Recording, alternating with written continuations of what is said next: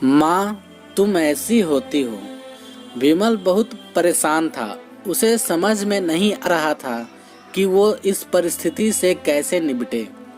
वो अपनी माँ को बहुत चाहता था, किंतु उसकी पत्नी और बच्चे उसकी माँ से बहुत दूर भागते थे, क्योंकि उसकी माँ की एक आंख नहीं थी, साथ ही उसकी कमर भी 90 अंश पर झुकी थी। वैसे वह अपना काम सब खुद कर लेती है, किंतु फिर भी वो उसकी पत्नी और बच्चों के लिए हमेशा खटकती है। दादी, आप ऊपर के कमरे में जाओ, मेरे दोस्त आ रहे हैं। विमल के बेटे अखिल ने बड़े बेरुखी से कहा। पर बेटा, मैं तो यहाँ बहुत दूर बैठी हूँ। विमल की माँ ने बहुत प्यार से कहा। नहीं, आप उनके सामने मत रहो, वो मुझे चिढ़ाते हैं। अखिल ने जोर से डांटते हुए कहा। क्या हुआ अखिल, क्यों चिल्ला रहे हो? विमल की पत्नी कामनी ने किचन से ही आवाज लगाई। देखो ना माँ, ये दादी यहीं ड्राइंग रूम में बैठी हैं और मेरे दोस्त आ रहे हैं। अखिल ने शिकायत भरे लहजे में कहा। माँ जी, आप ऊपर चली जाओ, क्यों हम लोगों को लजवाती हो? कामनी ने बेटे का पक्ष लेते हुए कहा। बेचारी सरस्वती चुपचाप उठकर जीने के सहारे ऊपर जाने लगी।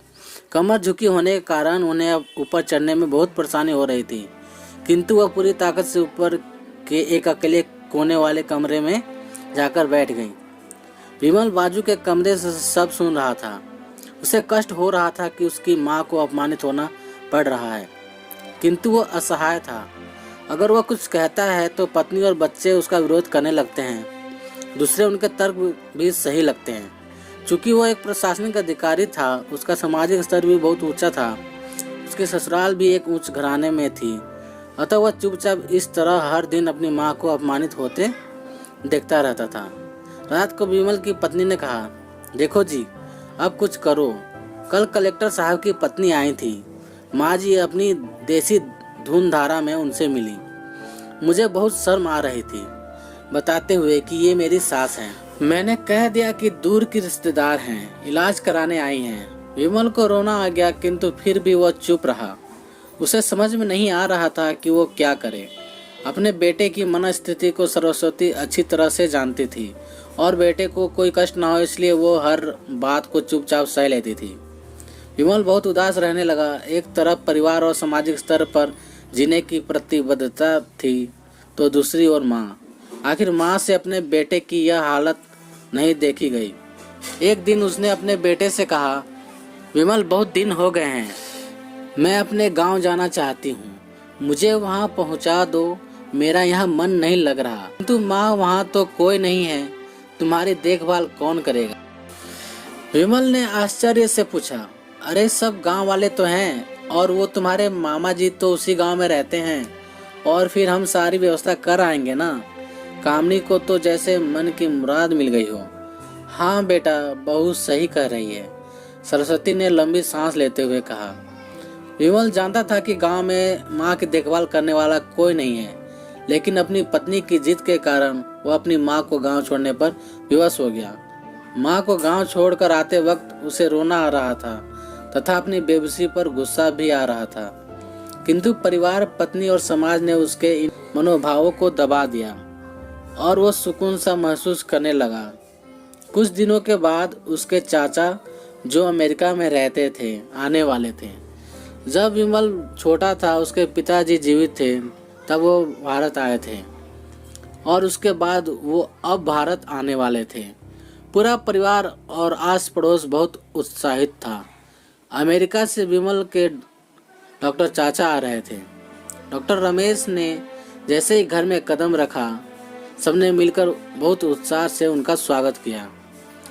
क्यों विमल, भाभी नहीं दिख रही हैं, कहाँ हैं?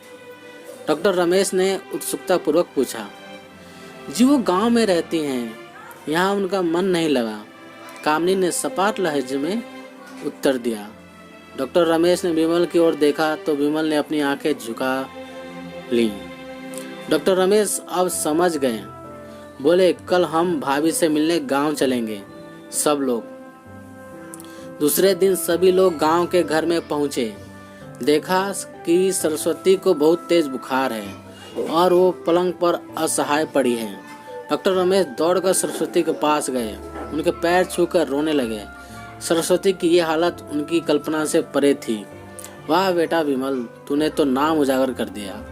अपनी माँ की ये हालत देखकर तुझे तो शर्म भी नहीं आ रही होगी। डॉक्टर रमेश ने विमल को लगभग डांटते हुए कहा। नहीं देवर जी, विमल का कोई दोष नहीं है। मैं खुद गांव आई थी। सरस्वती ने अपने बेटे का बचाव किया। मुझे सब पता चल गया है भाभी, आप चुप रहो। क्यों बहू, तुम्हें अपनी सास की क्रूरता पसंद नहीं है? समाज में तुम्हें नीचा देखना पड़ता है ना? डॉक्टर रमेश ने कामनी की ओर व्यंग से देखा। कामनी निरुत्तर होकर विमल को देखने लगी। आज तुम जिस सामाजिक स्तर पर हो वो इन्हीं के संघर्षों की देन है। और बेटा विमल, तुम्हें शायद मालूम ना हो कि बचपन में जब तुम 1 साल के थे तब छत से गिरने के कारण तुम्हारी एक आंख फूट गई थी और तुम्हारी रीढ़ की हड्डी में भी समस्या थी। तब तुम्हारी इस कुरूप माँ ने अपनी एक आंख और अपना बोन मैरो तुम्हें देकर इतना सुंदर स्वरूप दिया था। कामनी बेटा, इतने सालों तक संघर्ष करके बेटे को प्रशासनिक अधिकारी बनाने वाली इस संघर्षशील औरत की तुम लोगों ने यह दशा कर दी। तुम्हें ईश्वर कभी माफ नहीं करेगा। डॉक्टर रमेश की आंखों से अश्रु जलधारा बह रही थी। अब भाभी आप मेरे साथ अमेरिका जाएंगी। यहाँ इन स्वार्थी लोगों के बीच नहीं रहेंगी। डॉक्टर रमेश ने सरस्वती से कहा। विमल तो उनका खून नहीं था। डॉक्टर रमेश जो उसके चाचा थे, उन्होंने जो राज बताया उसके बाद तो विमल को यही लग रहा था कि उससे ज़्यादा पापी इंसान इस दुनिया में कोई और है ही नहीं। वह दौड़ता गया और माँ सरस्वती के कदमों से लिपट गया। माँ, मेरा अपराध अक्षम्य है। मैं जानबूझकर चुप्पी साधे रहा, आपका अपमान करवाता रहा। अब सिर्फ आप ही उस घर में मेरे साथ रहेंगी और कोई नहीं। विमल ने अग्नेय दृष्टि से अपनी पत्नी और बच्चों को देखा। कामनी को भी बहुत पश्चाताप हो रहा था, किंतु उसकी हिम्मत नहीं हो रही थी कि वो सरस्वती से आंख मिलाए। सरस्वती ने कामनी की मनस्थिति को समझकर उसको पुचकारते हुए अपने पास बुलाया और विमल को डांटते हुए कहा, खबरदार, जो मेरी बहू को मुझसे अलग करने की कोशिश की तो तुझे ही घर से बाहर निकाल दूंगी। कामनी और बच्चों ने सरस्वती के पैर पड़ते हुए अपने व्यवहार पर माफ़ी मांगी और माँ के हृदय ने सबको माफ़ कर दिया।